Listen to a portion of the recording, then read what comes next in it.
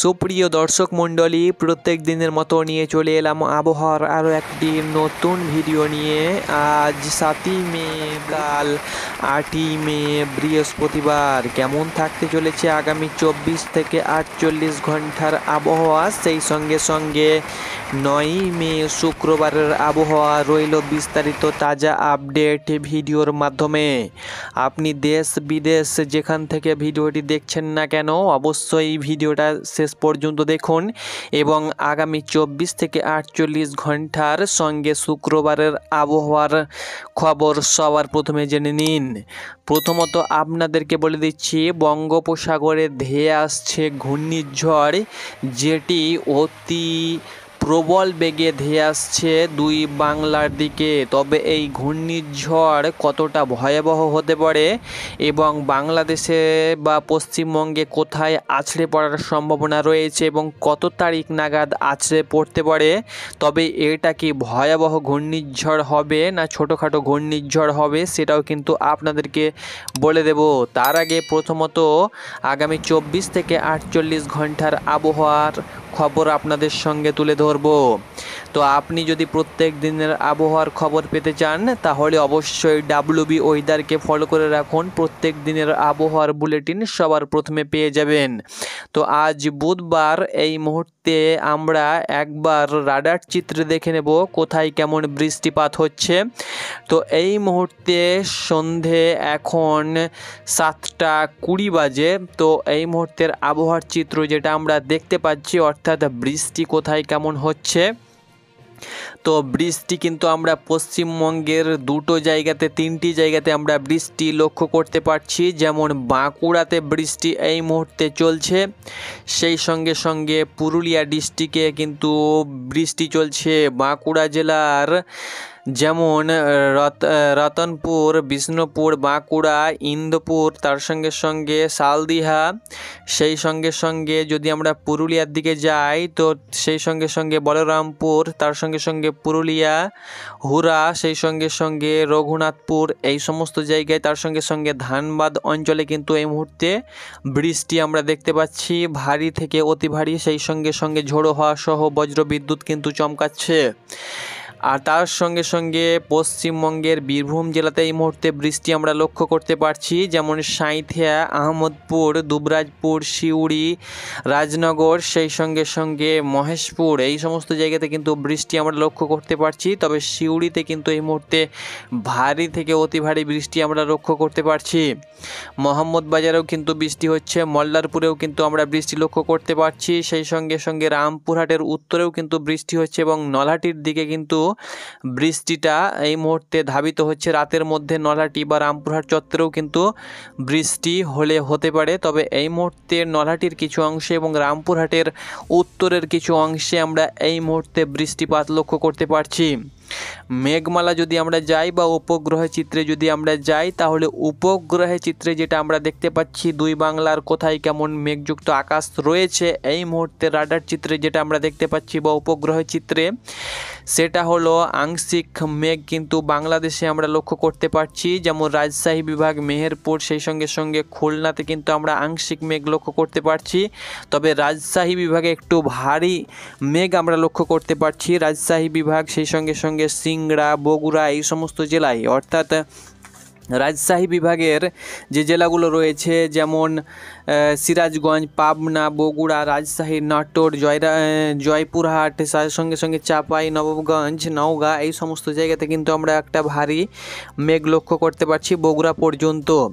আর সেই সঙ্গে সঙ্গে নলহাটি, সিউড়ি, এইদিকে জঙ্গিপুর, তার সঙ্গে সঙ্গে আজিমগঞ্জ, বহরমপুর, বেলডাঙ্গা, দমকল, কান্দিকুলি, তার সঙ্গে সঙ্গে সিউড়ি, এই সমস্ত জায়গাতে মল্লারপুর, তারাপীঠ, মুরারই, তার সঙ্গে সঙ্গে নলহাটি এবং নলহাটির পরে পরে তারাপীঠের, তার সঙ্গে সঙ্গে সাঁইথিয়া, এই সমস্ত জায়গায় কিন্তু আমরা মেঘ দেখতে পাচ্ছি। বোলপুরেও মেঘ রয়েছে। এদিকে দুর্গাপুর, আসানসোলে কিন্তু বিদ্যুৎ চমকাচ্ছে। বোলপুরেও কিন্তু মেঘ রয়েছে, সঙ্গে বিদ্যুৎও কিন্তু চমকাচ্ছে। তার সঙ্গে সঙ্গে পুরুলিয়া এবং বাঁকুড়াতে কিন্তু মেঘযুক্ত আকাশ, ভারী মেঘ রয়েছে এবং সেই সঙ্গে সঙ্গে বৃষ্টি দেখতে পাচ্ছি। তো যাই হোক না কেন, এবার আমরা চলে যাব সরাসরি বৃষ্টি এবং বজ্রপাত মোডে আগামী 24 থেকে 48 ঘন্টার এবং শুক্রবার কোথায় কেমন বৃষ্টিপাত হতে পারে। তবে ভ্যাপসা গরম পড়ার একটা সম্ভাবনা রয়েছে। তাপপ্রবাহ না পড়লেও ভ্যাপসা গরম কিন্তু লক্ষ্য করা যাবে, কারণ কোনো সময় বৃষ্টি, কোনো সময় মেঘ, কোনো সময় আবার তাপ। এই কারণে কিন্তু একটা ভ্যাপসা গরম লক্ষ্য করা যাবে সন্ধ্যার দিকে এবং দুপুরের দিকে। তো যাই হোক না কেন, যদি আমরা একবার তাপপ্রবাহের মোডে তো যাবই, তার আগে বৃষ্টিটা আমরা দেখে নিচ্ছি যে আগামী 24 থেকে 48 ঘন্টার ভিতরে কোথায় কেমন বৃষ্টিপাত হতে পারে। তবে রাতের দিকে সেরকম আমরা বৃষ্টি দেখতে পাচ্ছি না। কাল বৃহস্পতিবার সিলেট বিভাগে বৃষ্টি হওয়ার সম্ভাবনা রয়েছে। শুক্রবার পর্যন্ত আমরা বৃষ্টি দেখে নেব কোথায় কেমন বৃষ্টিপাত হতে পারে। তবে শুক্রবার পর্যন্ত টানা কোথাও সেরকম আমরা বৃষ্টি লক্ষ্য করতে পারছি না। আকাশ মোটামুটি আংশিক মেঘলা থাকলেও আকাশ পরিষ্কার থাকবে, বৃষ্টি আমরা কিন্তু লক্ষ্য করতে পারছি না। এর মধ্যে কোথাও হালকা পাতলা বৃষ্টি হলেও হতে পারে। তো যাই হোক না কেন, তবে টানা আমরা বৃষ্টি বজ্র এবং বজ্রপাত মোডে আমরা টানা বৃষ্টি কিন্তু লক্ষ্য করতে পারছি না। তাপমাত্রা মোডে যদি আমরা যাই যে আগামী 24 থেকে 48 ঘন্টার ভিতরে কোথায় কেমন তাপমাত্রা বৃদ্ধি পেতে পারে। তো আগামী কালকের যে তাপমাত্রা, বৃহস্পতিবারের তাপমাত্রা আমরা সরাসরি দেখে নেব যে কোথায় কেমন তাপমাত্রা থাকবে।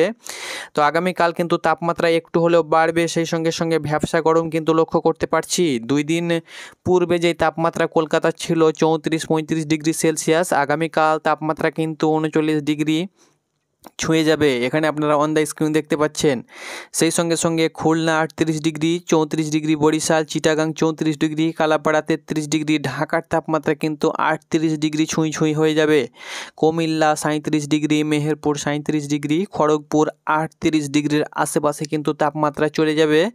সেই সঙ্গে সঙ্গে যদি আমরা রাজশাহী বিভাগের দিকে যাই, রাজশাহী বিভাগে কিন্তু তাপমাত্রা 38 ডিগ্রির আশেপাশে। সিরাজগঞ্জ, পাবনা, বগুড়া, রাজশাহী, নটর, জয়পুরহাট, চাঁপাইনবাবগঞ্জ এবং নওগাঁ এই সমস্ত জায়গার তাপমাত্রা কিন্তু 37 থেকে 38 ডিগ্রির আশেপাশেই থাকবে।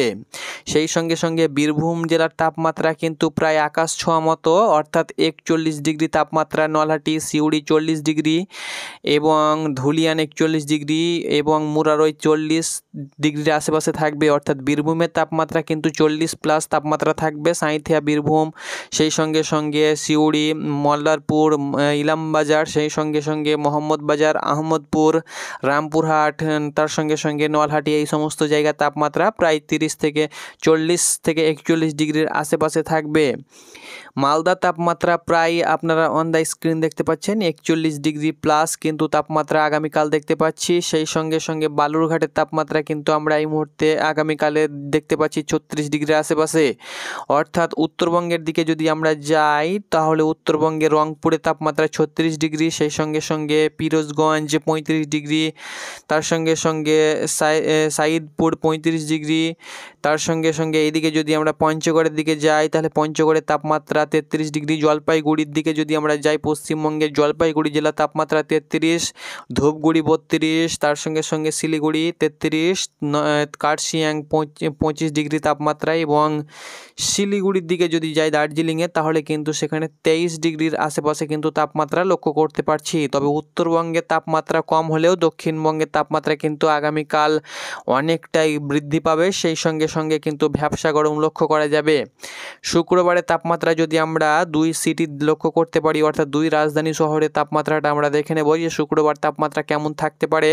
তো শুক্রবার কিন্তু তাপমাত্রা আরও একটু বাড়বে, অর্থাৎ প্রায় কলকাতার তাপমাত্রা যেখানে আজকে বৃহস্পতিবার, কালকে বৃহস্পতিবার 39 ডিগ্রি ছিল, সেখানে শুক্রবার তাপমাত্রা কিন্তু 40। ঢাকা, সেই সঙ্গে সঙ্গে ঢাকাও কিন্তু 40, কলকাতা এবং ঢাকার তাপমাত্রা প্রায় 40 ডিগ্রির আশেপাশে থাকবে, অর্থাৎ 40 হয়ে যাবে। সেই সঙ্গে সঙ্গে তার পার্শ্ববর্তী জেলাগুলোরও কিন্তু তাপমাত্রা বৃদ্ধি পাবে।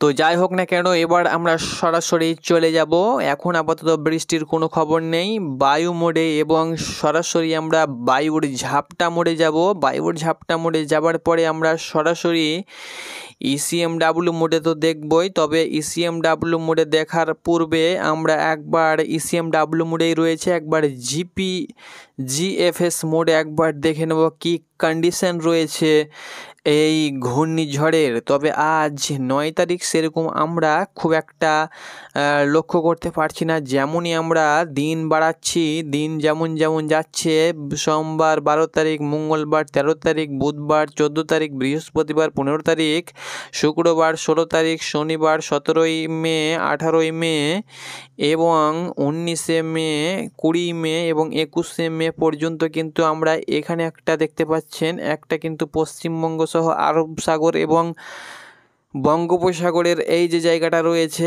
বঙ্গোপসাগরের দক্ষিণে কিন্তু একটা ঘূর্ণিঝড় সৃষ্টি হয়েছে। এটা কিন্তু EFCMWর কথা, অর্থাৎ দেখা যাচ্ছে যে আমরা ECMWতে দেখে নেব, ECMW মোডে দেখে নেব। এটা GFS বলছে এবং ECM কি বলছে দেখবো আমরা একবার। তো ECM কিন্তু আরও ভয়াবহ কিন্তু একটা আপডেট দিচ্ছে। তো ECM মোডে কিন্তু আমরা দেখতে পাচ্ছি এই যে জায়গাটা রয়েছে, এখানে কিন্তু একটা এখনকার মোডে যদি আমরা দেখি, এখন তো দেখতে পাচ্ছেন বঙ্গোপসাগর চত্বর মোটামুটিভাবে পরিষ্কার রয়েছে। যেমনই আমি 9 মে, 10 মে, 11 মে, 12 মে, 13ই মে যেমনই আমি দিন বাড়াচ্ছি, তেমনই কিন্তু গভীর সমুদ্র থেকে একটি ঘূর্ণাবর্ত, একদম জলীয় কণাগুলো এসে এখানে কিন্তু একটা ঘূর্ণাবর্তের সৃষ্টি হচ্ছে, যেটা 14ই মে, 15ই মে, 16ই মে, 17ই মে এবং 18ই মে এর দিকে কিন্তু অগ্রসর হচ্ছে দুই বাংলার দিকে।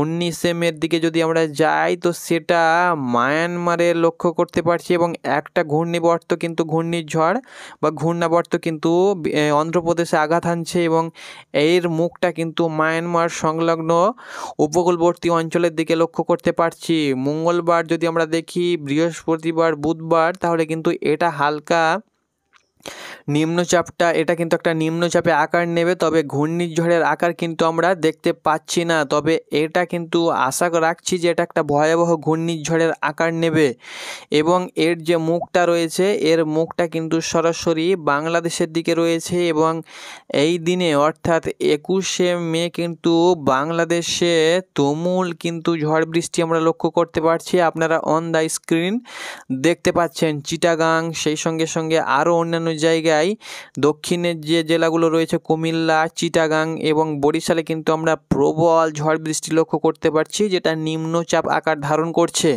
তবে এর জেটটা কত দূর দেখা যাবে যে এটা আদৌ ভয়াবহ ঘূর্ণিঝড়ে আকার নিচ্ছে না ঘূর্ণাবর্ত হয়ে সেটা নিম্নচাপে আকার নেবে, সেটা দেখবার বিষয়। যেমন আমরা দিন পাবো অবশ্যই আপনাদেরকে আপডেটের সঙ্গে তুলে ধরবো।